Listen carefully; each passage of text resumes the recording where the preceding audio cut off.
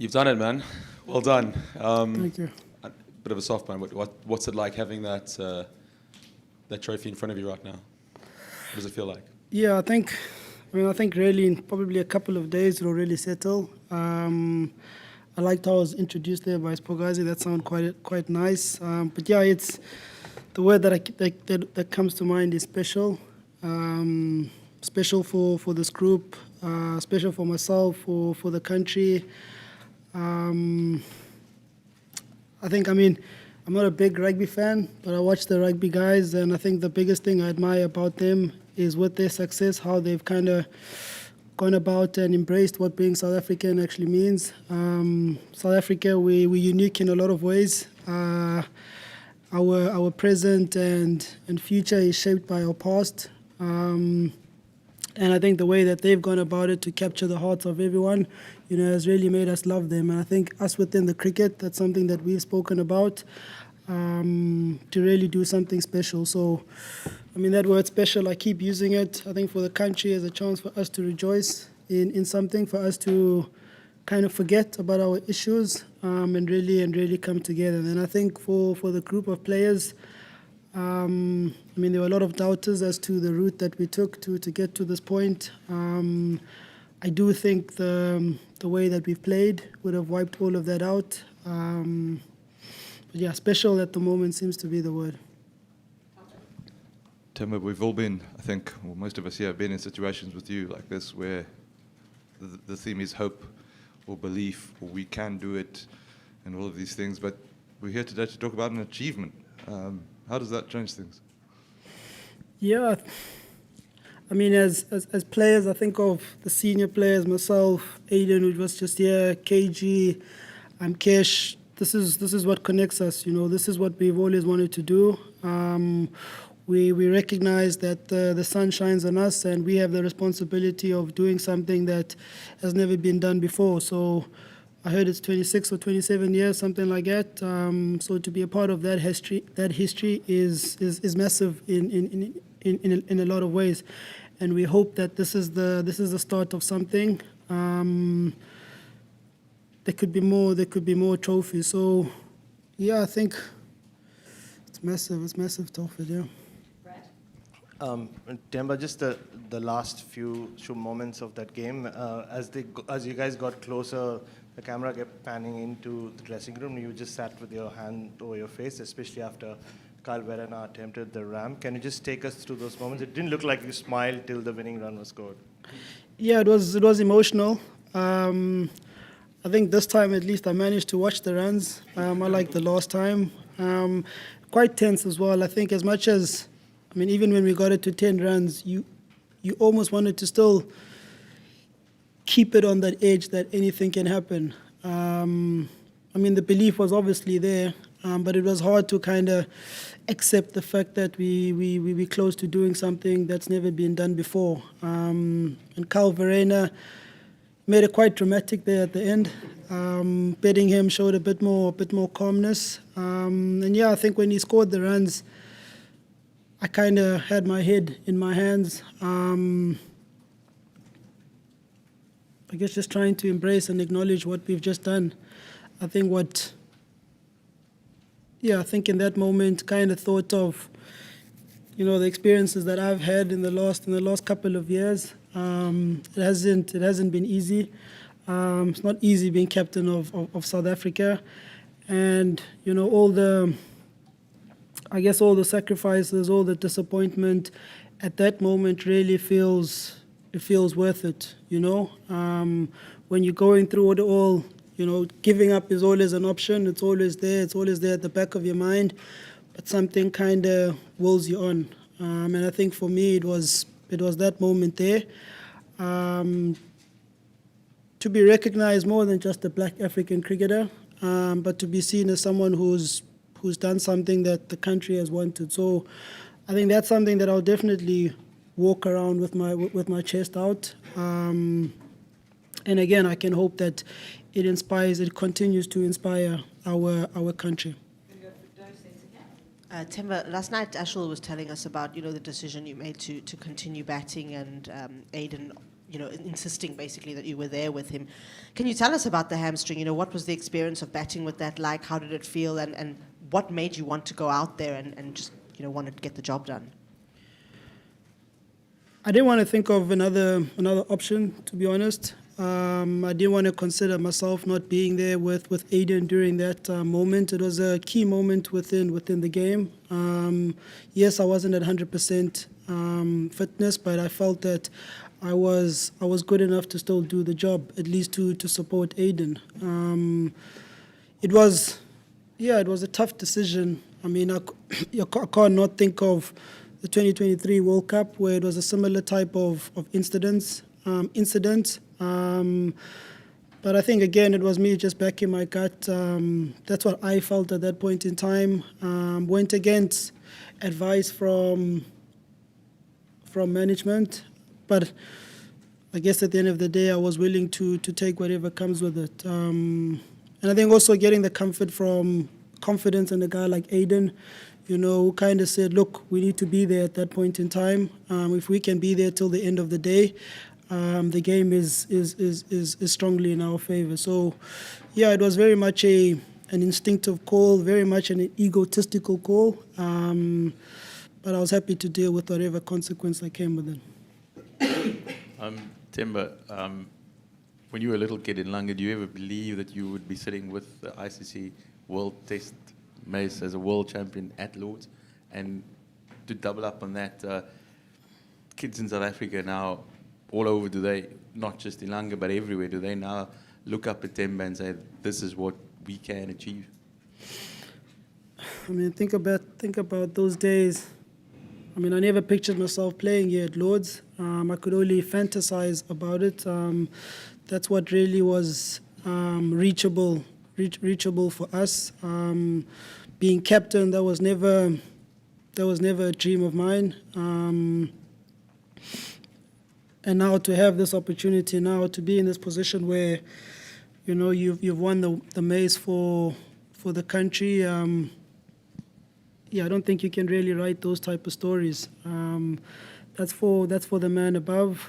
I think for me, it was always about just the passion of the game. That's been my biggest thing. That's been my biggest driver. And I hope it can inspire a lot of people, not just in our country, but all the other nations as well.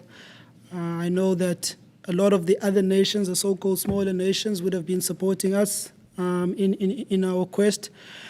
And as a team, our responsibility is always to be as competitive as possible. We want to play more. We want to play more Test cricket. We want to play against the bigger nations. So I think this will go a long way in I guess making us a lot more attractive, and also the so-called smaller nations. So yeah, inspiring. I think inspiring from a lot of angles. Temba, just to follow up on that, I mean, don't think as it stands, you've got a Test match at home immediately following, or the home season after this one. Would you like there to be found a way for you to be able to as world champions, and also about, I suppose, wanting to play more Test series that are more than 2 matches? Yeah, we'd love to play as much cricket as we can, especially the red ball. I think the schedule, unfortunately, is what it is this year, and we just have to deal with that. Yeah, we'd love to play a lot more cricket. Temba, was there, when you were out in the middle, was there a lot of chat from the Australian players sort of trying to get into your heads about South Africa's history and World Cups, and how did you and Aiden respond to that? Playing against Australia is a bit different. In the last couple of years, they're not as vocal out on the field. They're still aggressive through their body language, through obviously their skill, but there's not a lot of chatter. Of course, the tag of us being chokers, that came about this morning. One of their players threw out the fact that we could get bowled out we could lose our 8 wickets in less than 60 runs. I definitely heard that. But I think the chatter from Aiden and I, Aiden kept using the word lock in after every over. Let's keep locking in. Let's give them nothing. After the first innings from our batting and bowling, all we said as a team is that all we need is a sniff. And once we got the sniff and we were done with our bowling innings, we were hell bent on not giving away that advantage or that opportunity. So, yeah, not a lot of chatter, just one or two things that were said. Temba, so much has been said about you in the past, and just now, how much lighter do your shoulders feel, knowing that now, no matter what is said, you've done this, you've achieved this, you've got the mace in front of you? Yeah, I don't think that can be taken away, right? I think I would have won a couple of doubters, if I could say. And like I said, it's not an easy job. Being captain of South Africa, it's not all smooth. Being in my shoes, if I could say. Yeah, it takes a little bit of crazy at times to kind of deal with everything that it comes. But I think it's also a matter of just taking it within your stride. You know, it's not. Yes, it can be burdensome, but it's still somewhat of a privilege to kind of carry those type of expectations as well as pressure. But yeah, I think what you said there at the beginning, I don't think they can take it away, having someone who has finally gotten over the team in a final. Temba, Aidan was just telling us about how he just popped over to the stand and had a beer with one of his school friends. I mean, judging by the number of South Africans here, I imagine a lot of you guys will know a lot of guys out in the stands. I mean, is that the case? And what does that say about having the final in a country where so many fans can attend, even in a neutral venue? Yeah, it was massive. I mean, we could feel the energy coming from the fans. There were a lot of South Africans out there in the fans, people who've flown over from South Africa, people obviously who were also based here in London.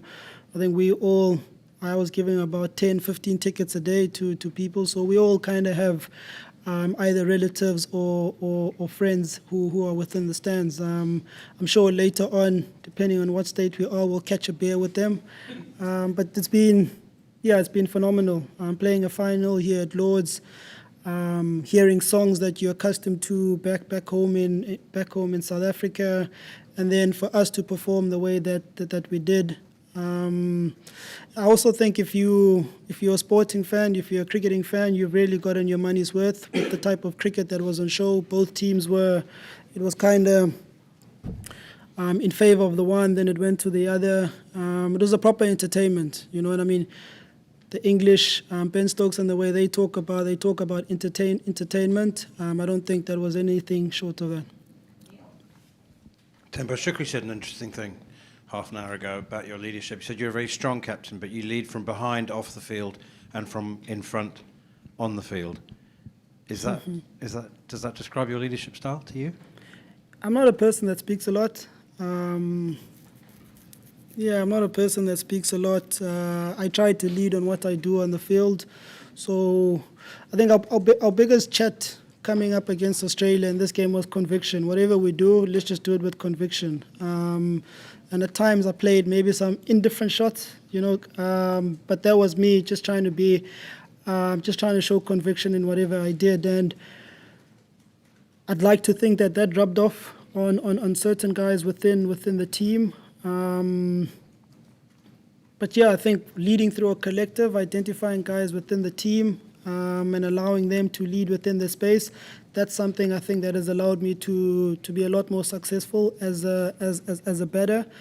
But yeah, not a big talker. More about action. Talking of which, that's 6 off Cummins. Can you just have a word about that? Yeah, I told Shukri not to write me off in the white ball stuff. I can still hit 6. Kidding. Temba, can you just take us inside your thinking during Australia's 10th wicket partnership yesterday? Was there a bit of frustration that you couldn't get them out, or could you see that hang on, it's getting a bit easier to bat out here? A bit of both. Firstly, it was frustration. The bowlers were trying. Bowlers were also tired at that time. The wicket wasn't reacting as much. And I think, yeah, we were almost running out of ideas as to what we can do. Fortunately, we were able to get the wicket. But I think chatting to Ashwell, we kind of said, the wicket looks good to bat on. We kind of just need to knuckle down the end. And that's exactly how it played. Quite surprising that it changed so quickly like that. First 2 days were tough for batting. But I think, when we saw that partnership, I think the guys who are experienced, you kind of take confidence in the fact that, if, no disrespect, if Mitchell Stark can hang in for so long, then you kind of back yourself to do the same thing as well. Temba, obviously this is all really fresh at the moment in experiencing this, but I mean, this has been such a focus for you, for the team, for South African cricket. And you look at the history and the heartbreak and everything that's built to this moment, and you've done it. So what happens now? Like, where do you want to see the story of this Test team go after so long just getting to this moment right now? We've kind of said as a team that, and it was our chat in our camp that we had in Arundel, that we'd like to judge ourselves after 3-4 years as a group, really take stock there and see where we're at.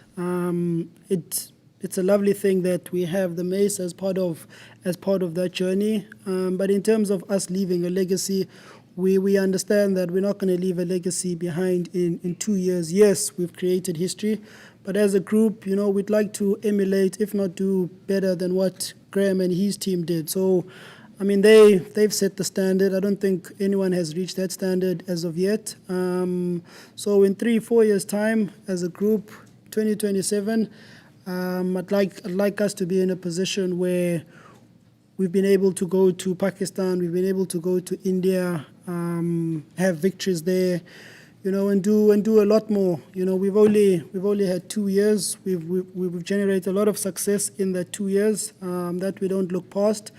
But I think from a longevity point of view, to really get the respect out there as a Test team, we'd like to see where we are within another 2 years. Temba, from what you were saying just now, I think we can summarize it as you prefer for your bat to do the talking rather than you. But that kind of innings you played in, particularly in the second innings with the injury, in the match-winning partnership, supporting the guy who scored a lot of the runs. What do you think that kind of performance says about you as a person? I'd like to think it gives a glimpse into I guess Temba the person, the character. For me, it's always about the team, doing what I think is best for the team, and also wanting to be the guy for the team. I think in times where there's pressure, where you can make a decision, where you're kind of giving another one the opportunity, it's easy to do that in pressure moments, but it takes a certain level of courage to be able to, look past what you are feeling physically, and still try find a way to get the job done. I think that's been the theme of us as a Test team in our campaign, is that we found ways to get the result in our favour. We haven't exactly played perfect cricket, and I think even today, or even over the course of the last 3.5 days, we haven't exactly played perfect cricket, but we keep finding a way. That's something that I keep asking the guys, and that's something that I demand of myself as well. So if anything, I'd like it to speak to my character. I think resilience is obviously a big theme in my career. That little bit of grit and determination, but just finding a way, irrespective of what's happening around you. Last two questions. Temba, you touched on wanting to play a bit more white ball cricket, and also about winning more ICC trophies. You got the 50 over World Cup that you're co-hosting with Zimbabwe and Namibia in 2027. How big is that going to be for South Africa as a country to co-host that tournament in a couple of years' time and maybe build off the momentum of this win? Yeah, I think it'll be massive. I mean, that tournament, we're definitely setting our sights on doing special things in that tournament. Still a way to go till then. Shukri obviously comes in now as the white ball coach, so we'll see what plans that he has, who his personnel will be. But yeah, hopefully this is the start of those trophies for the team. Before then, the guys go to the T20 stuff. So Aiden and his boys, we will be supporting them to follow suit. But that 2027, a lot of us, we wanna be there. We need to be fit to be there first. But I'll definitely be putting up my hand to be a part of that group. Temba, you say you're not a man of many words, but your coach certainly is. It's a bit of a yin-yang relationship. He makes these left field decisions when he picks players. Do you ever differ with him, and how much trust must you have to actually say you're on the right path here, and we're gonna go with this? Yeah, I think we differ all the time, and I think that's the beauty of the relationship, that we can put our thoughts. It's not a yes boss type of thing. I think what I appreciate about him is his conviction behind the decisions that he makes. There's always method to his madness, and credit to him. His decisions have come off. Think of a guy like Vian Mulder to be sent in at 3. Second innings, Vian played an important innings there. And there's many decisions. Corbin Bosch coming into the game when we played against Pakistan in Supersport, and he played the way that he played. Sen Mutasami, who came in as well, Bangladesh forfeit and an 80 there. So, he's making the right calls at the moment. But it's the conviction. It's the conviction that allows us to back his decisions. But like you say, I think that level of trust is there. Shooks is a guy, plays tough, but actually quite soft at heart. If you catch him on a one-on-one, you can really get to the person behind that tough exterior. And he's there for a lot of us. He's been there for me. He's cared about me, the person. He's tried to offload a lot off my shoulders. And I think I can attribute a lot of that to my success with the bat.